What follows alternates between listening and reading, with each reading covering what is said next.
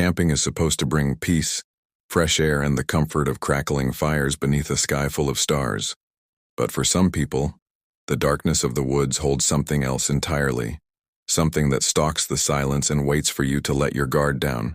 And the first true account comes from two brothers, Adrian and Mark, who planned a weekend in the dense forests of northern Michigan, setting up their tent beside a narrow creek far from the main trail. And on the first night, as they sat by the fire telling childhood stories, they heard what sounded like a person whistling a slow, tuneless melody deep in the trees. And though they figured it might be another camper, the whistling went on and off at strange intervals, always stopping when one of them stood up or shined a flashlight toward the forest.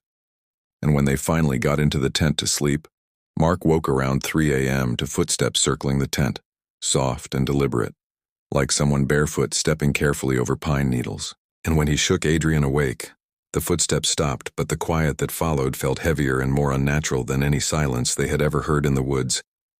Then around dawn they found long, thin tracks in the mud near the creek.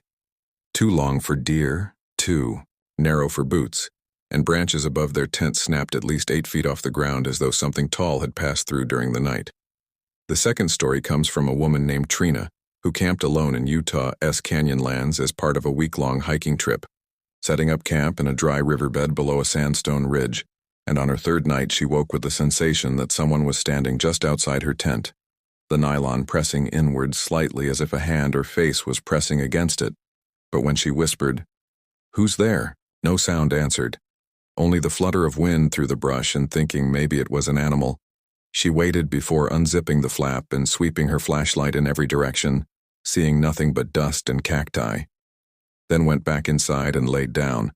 But minutes later she heard what she described as gravel shifting under a slow, dragging step that circled half the tent and stopped near her feet, and she froze, holding her breath, too afraid to move until exhaustion forced her eyes to close sometime before dawn. In the daylight, she found faint footprints around the tent that looked vaguely human, but had only 3 clear toe marks, each print spaced unusually far apart as though whatever walked there had an unnatural stride, and nearby rocks had been stacked into a narrow tower that definitely had not been there the evening before, making her pack up and hike out 6 hours straight without stopping.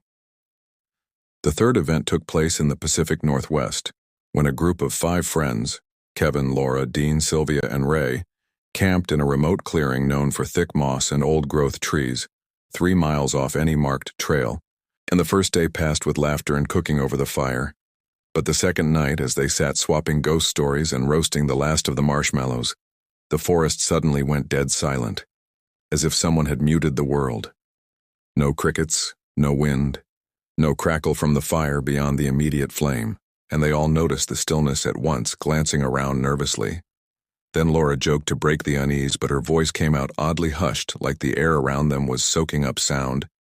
And then they heard something large moving through the underbrush beyond the firelight, heavy but not crashing, controlled and steady, almost like it was pacing them, and Ray shouted, "Whoever's out there, we're armed!"